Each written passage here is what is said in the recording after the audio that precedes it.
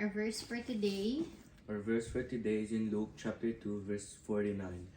Why were you searching for me? He asked. Didn't you know I had to be in my father's house? What do you think Jesus was like as a boy? He's smart.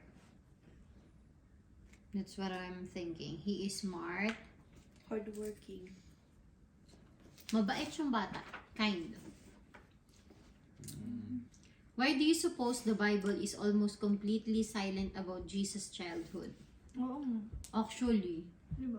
wala siya walang kwento sa Bible kung paano si Jesus naging bata. Bukod lang dito sa kwentong to. Pero hindi ko nga ito nakabasa eh. Maski sa movie, bigla na siyang matanda agad. Ha? Pero alam niyo, may movie dati eh, na tungkol sa pagkabata ni Jesus. Pero hindi ko napanood. Nagkaroon ng movie dating ganun. Oo, napalabas siya sa Pilipinas. Pero hindi ko napanood yung movie na yun. Pero why do you suppose the Bible is almost completely silent about Jesus' childhood? I think para sa akin lang sa tingin ko, ang purpose niya nagsimula nung binaptize siya. Or nagsimula yung journey niya as Jesus Christ talaga when he got baptized. Kasi doon na yung nagsimula yung kwento niya. So tayo siguro, when we accept Jesus, yun na yung parang pinaka-journey natin as Christian din. Diba? Parang feeling ko ganun. Pero hindi natin alam, diba, kung ano yung tama. The festival of Passover is one of the most important dates on the Jewish calendar. In Jesus' day, the festival took place in Jerusalem where thousands and thousands of Jewish people gathered to commemorate the holiday together. When Jesus was 12 years old, his parents took him to Jerusalem for Passover.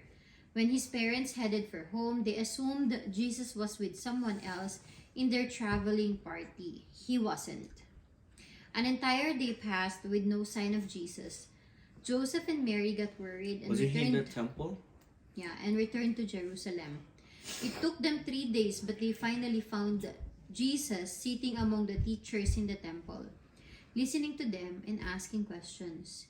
Even the most educated teachers were amazed at Jesus' knowledge and wisdom. When Mary told Jesus that she and his father had been searching for him, he asked, "Didn't you know I had to be in my father's house?" He wasn't being rebellious or sarcastic. He was genuinely surprised. He clearly knew he had a special relationship with God.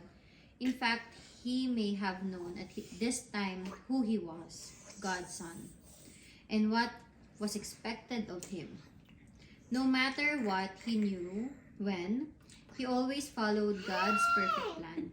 And that's why we celebrate him at Christmas.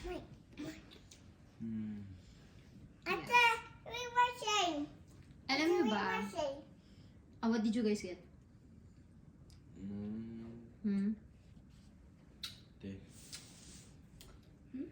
What did you get though? Yan, doon natin si Lord. Alam niyo ba, napaka-blessed, napaka-swerte ni Jesus kasi bata pa lang, alam niya na yung purpose niya in life. Alam niya na anak siya ng Diyos and mamamatay siya para sa tao. Bakit dapat alam din natin yung purpose natin eh? Anak tayo ng Diyos, di ba? Yun na nga eh. 'Di ba? So, Carlene and Charles, you guys are blessed kasi bata pa lang kayo, naaambunan na kayo ng salita ni Lord. You guys know, Carlene, Charles, alam niyo kung paano dapat kayo mag-behave at kung sino kayo as a tao. Even people tells you na rebellious kayo, masama kayong tao, sinungaling kayong tao. Alam niyo yun, that doesn't define you. Kasi ang katotohanan, that's what, Charles, that's their perspective, that's their opinion. Diba?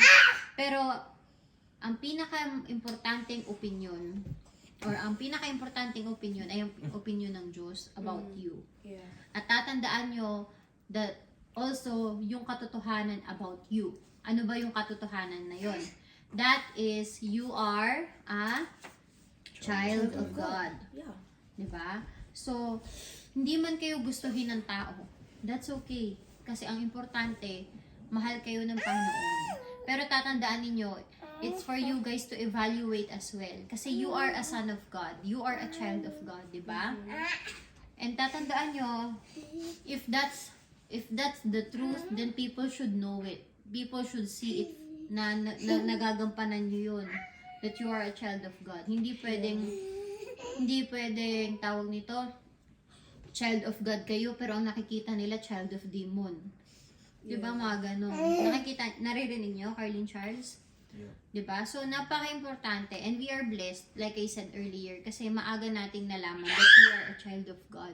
Yung iba kasi, pag hindi nila alam that they are a child of God, mabilis silang nabibrainwash sa mga bagay-bagay like addiction, or sa mga bagay na yung mga bagay na hindi maganda, mabilis lang silang ma-influence ng ibang tao, or mabilis silang masaktan ng ibang tao pag sinabi nilang, wala kang kwentang tao, visit kang tao ka, mga ganun. Di ba marami kasi sa mundo kasi natin to, maraming magsasabi sa atin ng hindi magaganda at masasakit, ay, hindi magagandang bagay, actually masasakit na bagay.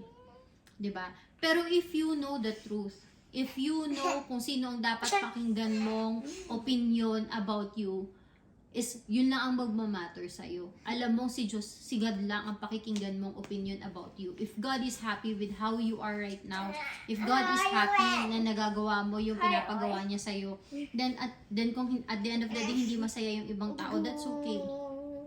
Kasi alam mong masaya ang Panginoon sa'yo, malinis ang konsensya mo, gumagawa ka ng mabuti, wala kang natatapakang tao. Naintindihan ninyo? Kaya sabi ko, paulit-ulit kong sasabihin, bless kayo, Carlin Charles. Kasi you guys don't have to search for the truth. Kayo na ang lumapit sa inyo yung salita ni Lord. Kayo na ang nalaman nyo na agad. Ako, nalaman ko na I am a child of God nung narami ako nagawang mga pagkakamali. At tinanggap niya ako. That's when I know anak nga ako nito. Kasi tinanggap niya ako kasi kahit marami akong nagawang pagkakamali sa buhay. Tatandaan ninyo, kami ni Daddy, tatanggapin namin kayo kahit gaano karaming magawa niyong pagkakamali. Ganun ang magulang. Dahil anak namin kayo. And ganun si Jesus sa akin. Ganun si God sa akin. Tinanggap niya ako kahit marami akong pagkakamali sa buhay. That's when I know the truth. 'Di ba? Pasalamat kayo, maaga ninyong nalaman yun. You guys can avoid things na hindi maganda. Diba? You guys don't have to learn the hard way. Naintindihan nyo? Yun yung sinasabi nila. Yes po. Diba? Okay? So, can you pray, Nicole? Pray. Dear God, thank you for giving us Jesus' story in your word. Thank you that we can keep learning new things about Him today. Over 2,000 years since He left the earth. Amen. Amen.